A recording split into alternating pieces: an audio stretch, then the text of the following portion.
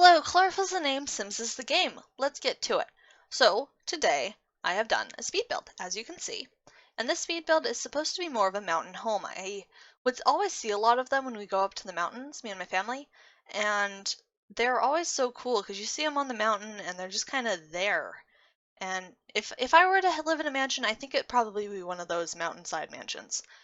And this house particularly is not furnished inside. It's kind of a shell. I don't actually do that much furnishing outside either. And so it's very much Blake's, if I could talk, a blank slate. If you want to do anything with it, feel free, just credit, the parts that I did, and it's yours. You know, I finished the landscaping and I went inside and I was like, no, because it ends up being not a weird shape. It's actually a pretty normal shape. But where the door is and where the rest of the house is, it's kind of hard for me to lay out, and I just could not figure out the floor plan for the life of me. And, I was so proud of the outside, I didn't want to ruin the inside with a dumb looking floor plan, so I didn't. Anyway, this speed build is a bit faster than I usually do. It's at 7 times speed as opposed to 6 times speed, and that is because the unsped up, uncut, full version of this build was 4 hours long. And I did most of it in one sitting, and then I came back like 30 minutes later and did a bit more, which I really need to stop doing. I need to break that habit. I need to get better at leaving builds and coming back, and I just, I really like to get stuff done and not have to worry about it anymore. And it's not because I don't like it, it's just because I do like it, actually, and I don't want to abandon it. And I don't want to forget, where I was going. I don't want to forget, what the plan was. I don't want to lose that spark of inspiration. And I don't know how to really not do a whole build in one sitting and finish it. Because what I find is a lot of times when I walk away, I just, I don't feel it anymore. And it's an awesome build to look at, and I'm just like, well, now what? So that's part of my issue. I don't really know how to fix that exactly. I need to work on it, and I'll probably think of a way to try to fix it and try to make things better, but I don't know. Anyway, for this build, as you can see, I use the terrain tool, and I'm using the terrain paint tool. And the terrain paint tool I thought looked kind of funny for a while, and I was like, I don't know what to do with this. But by the time I add in all the landscaping, I think it looks pretty good. Like it blends it in a bit better. It looks a little less odd. So there's that. Um, the oh yeah, the landscaping in this video. There is so much of it. This video originally was over half of it just me doing landscaping for this, which I didn't think was interesting or worth keeping in the video, so I cut a lot of that out. You'll see me do that later. Right now, I am working out the shape of the house, and I add in this, what's it called, an octagon? Yeah, octagon.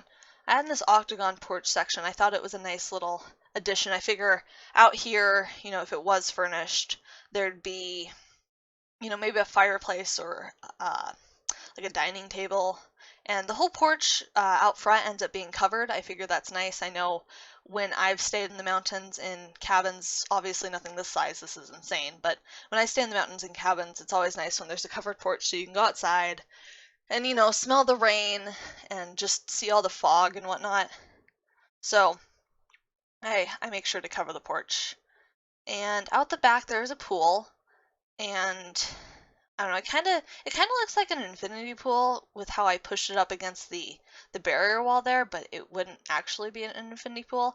I figure if, Sims terrain tools allowed it, the world would also rise with the lot and it'd just be like a hill lot, but that's not how the game works, and so there's not really anything I can do. I figure past the wall there, it'd stay high up and it wouldn't like drop back down, but I can't do that, so I kind of just made the illusion of it. I don't know. Anyway, what else? I talked about not furnishing the inside. I talked about, the fact that you can do that if you'd like, or if you want to upload it to the gallery. It doesn't matter. It is on the gallery. I usually forget to talk about my origin stuff. I am Chlorophyll, like my username _ Sims.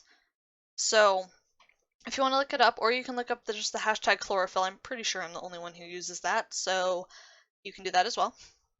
Anyway, the roof was actually not that hard, because I was really expecting it to be a really difficult roof to do, but it wasn't, which I was pretty happy about. Like, I'm not going to complain if something's easy to do.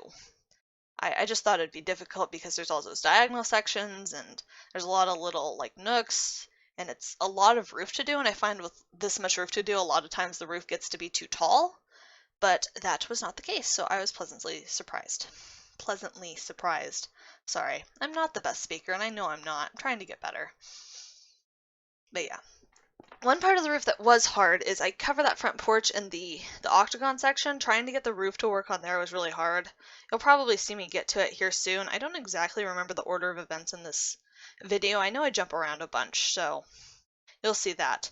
This section would have been really hard to do if it was before the update that added in those like octagon circle roofs and whatnot, like that section, because it would have looked really weird with just diagonal.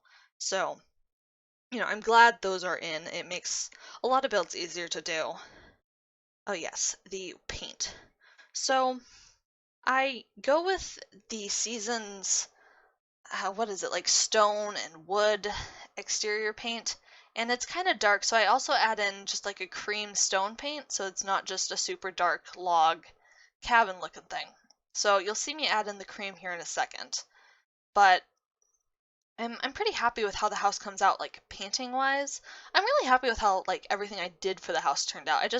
I wish I could figure out the floor plan and I could do the inside, because like it's not even the furnishing I'm worried about, it's the floor plan. Like I could furnish this, it's just I can't lay it out for the life of me. Like I went and I tried for like an hour to figure out the floor plan, after I finished this part, and no, it wasn't gonna work. Like maybe if you really really want me to, I can try to do the furnishing and the floor plan and all that, but it's going to take me a while to really find a floor plan that works, because the issue is, and I think I mentioned this a little tiny bit earlier, is the door is over like on that one side, and then there's this giant wing going out to the right, and I don't like know how to make this house work without making it just one giant hallway. And so I didn't really want it to be one giant hallway. That doesn't feel particularly, I don't know, glamorous. So I didn't. Yes, the green roof. The green roof does not stay. I'll start there. I see a lot of mountain houses that have the green roof, and I wanted to try it for this one, but I figured, it's the sort of thing that is either like okay or it just completely ruins everything, and I didn't really want to take that risk. I think it looks fine in the end. I used the like metal roof from Get Famous instead, and I think it looks just a lot better. I know like those green roofs exist in real life and they're cool, but it felt like a house this size might not have one, although I have seen pretty big mountain houses with them. I don't exactly know their purpose. Like, is it so that the house blends in more from above, or does it like absorb less heat? I don't know. I tried to look it up, that why houses have those green metal roofs, but I didn't really find an answer. I just found like, buy green metal roofs. Um, Sorry if you hear like scratching or bells or meows. The cat is currently sleeping right in front of me, like between me and my computer. So there's that. I think he's going to stay asleep though, as long as I do not talk directly in his ear. We are on to the gazebo roof, and I did that, and I was like, it looks like a witch's hat, and so I just switched it out for the normal roof. And then I go around and I add in the rest of the roof covering like I was talking about, and all is well. Anyway, let's see. Oh, there's another thing I do. Down in the corner, you'll see me do it when we get into landscaping. I add in this little aspen grove. It's grove. Add in this little aspen grove, and I think it's really cute. I figure maybe there'd be like a picnic table or something down there. You'll see when we get there. I thought about covering this upper part, but I thought it would just look weird with how the roof is set up, so I didn't. Ideally maybe you'd have that covered. I don't exactly know what room would be attached to, if it'd be like a balcony for the master bedroom or just an upstairs balcony. When I did the floor plan, I always kept it just more of a open public, just an open balcony. Like it wasn't exclusive to the master bedroom, mainly because it's kind of awkward to put a master bedroom there. Because while this house is not small, it's L-shaped, and you can see that, and it's kind of skinny. Like I've definitely had like thinner houses than this technically, like square wise, but in terms of like scale with itself, it's kind of long and skinny, which looks fine from the outside, but you get inside and you're like, this is kind of weird. So, you know, there's that. Windows. I use a mix of the Seasons windows, and originally I just wanted to use the Seasons windows. But again, I found that the Seasons windows just didn't have enough variety to them. I wanted some double wide season windows, and the only ones are those like full wall ones, which don't really work everywhere. And so I end up using the get together windows, and you'll see me take them out right here, right there. And I go around and I just kind of mix them. Sorry, I just hit my microphone. My nose was itchy. Anyway, yeah, I switched out a bunch of windows for the. Sorry if you heard that. I don't know what that was. For the get together windows, and I really like how well the Seasons windows and the Get Together windows mix. I have the unpopular opinion that Get Together is my favorite expansion pack out of all of the packs. I just love Windenburg so much, and I love all the stuff that it added, and I actually really, like, I use clubs a lot in, like, I wouldn't say, like, I don't play the game a lot, but when I play the game, I do actually use clubs, which, you might be, oh, how? Well, a lot of times I'll put townies in the clubs to try to create more of a story progression system, and so I have a mod that lets me do, like, try for baby and whatnot in my clubs, and so I can have story progression happen among my townies by putting them in clubs and having it be a try for baby club, or like a get married club or something like that. So that's kind of how I do story progression, which I really like it when, the townies around me also grow with my sim. It's kind of lame when you just see all the townies grow up and never get a life. And so that's what I use. That's what I use Get Together for, and the Get Together clubs. Also, my sim usually has a fan club. My sims are always, well, they're always intended to be famous. Now that Get Famous is here, the one that I did with Get Famous, because I got Get Famous and Seasons at the same time, so that sim was actually super famous. But all of my sims are intended to be famous. And so the other 3 times I've actually sat down and done like a really intense legacy. Well, legacy. I never get to more than one generation because by the end of the first generation, I've already done everything. And so I'm like, I don't want to keep going. I'll just do the same thing again. So I don't. Anyway, I'm adding in this side set of stairs, which I thought was really nice. I think it's good to have more than like one way, like up the hill. Because like while that one is nice, it's just such a big hill.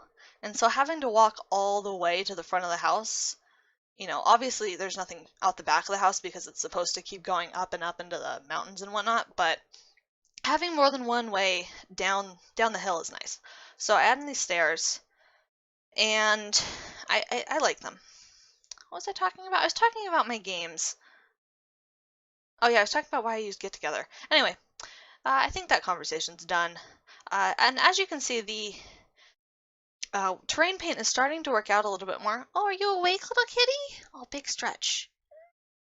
Oh, I don't know if you heard that, but he just meowed. No, he's just moved to the other side. Okay. Anyway, so now I think the terrain paint's starting to make a bit more sense. And yeah, because at first it was just kind of looking funny, but now it's like, oh yeah, this looks right. And when I add in the plants, it fits perfectly. Or at least I think it fits perfectly. I guess you'd be the judge of that, really. Up here, I add in this little like circle, like oval. I don't know exactly what you'd call it. It's just kind of like a cap, I guess. And I make sure I leave plenty of room for flowers and, plants and whatnot, because I want this place to look, kind of natural.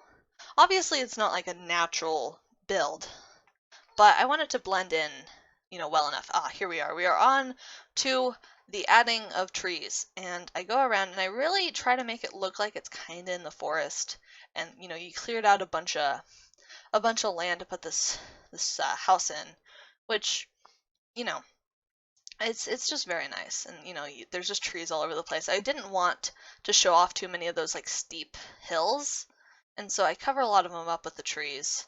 And I added a lot of trees. I don't cut this part because it's kind of like the beginning, and I think the trees are pretty important. So yeah. I think my favorite section is probably the section between like the two levels in the front where I put in all those trees, because usually I don't put trees in front of houses because they block the house, but since this house is on a hill, it doesn't actually matter that much. And so I go ahead and I put the trees out front. And then I add in a bunch of aspens, because that's another thing I see a lot in the mountains is the aspens. And there's also the birch trees, those guys that came with pets. They kind of look like aspens, so I just added them in as well. And then that's the little clearing I was talking about that I like so much. I'm really happy with that clearing. I ended up adding in a bunch of lilacs and flowers and rocks and whatnot, so it looks cool. And now we are on to the flower gardens. Usually I do super manicured gardens. I don't really do these like cluttery flower gardens, but I thought these ones looked really nice, and I use all these colors, so they're super bright. They add a ton of color to the build, and I'm just super happy with how they turn out. Now you're going to start seeing me do those swipe cuts, and it's mostly because I thought it was kind of boring to just watch me put rocks in and watch me do the same, set of plants over and over again. So you're going to see like a lot of those. Here I am adding in the lilacs to that area. And then I add in these like stone fences kind of around the place. There's only those two, and obviously they don't like surround the entire lot, but I thought they added a nice barrier, like this is my land sort of thing. Anyway, I'm probably going to cut it again here, yeah. So I did a bunch more flowers, as you can see. There's just flowers everywhere. And I don't know, I'm really happy with how colorful those flower patches is, because it's the full rainbow, isn't it? There's like the pink, which is kind of like red and yellow, blue, there's obviously green and purple. So I like how many colors are in there. And then this is my favorite part, this tree ridge, because I wanted to cover up the like slope there, because the slope's obviously just kind of like rocks and whatnot. And so I covered it up with that tree ridge, and I think it just looks so nice. Like, it's not supposed to look 100% natural, but it is supposed to kind of bring the nature a little bit into the lot, so I liked it. Anyway, I had to add these hedges around the place because there were, like, because of how, like, tall the slope is, it wasn't going to be flat at the bottom and, like, flat at the top, and so there's a little bit of a ledge at the top where you can see um, like, the discoloration in the path, so I wanted to cover that up with these bushes. And then I put these bushes behind the fence as well, so that the fence wasn't so lonely, I guess. I don't know if that makes sense. Anyway, I am back to adding more stuff to this ridge, which I just keep doing. I really like that ridge. I keep coming back to it and keep adding just a little bit more detail over and over and over again. And yeah.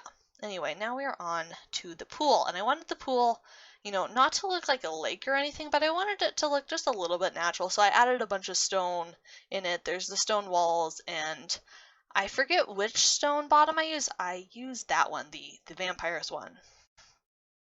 And, I like how the pool looks. Those darker pools are nice, you know. And then we're going to be adding in more flowers again. I like those little daisies that I think they came with base game. Yeah, they came with base game, because there's a bunch of flowers that came with Outdoor Retreat. That's the right one. But I don't use them as much as those little daisies, because those daisies are just so cute, and they're very like bright. I feel like the wildflowers that came with Outdoor Retreat are kind of dark, like the greens are darker than I want them to be. So there's that.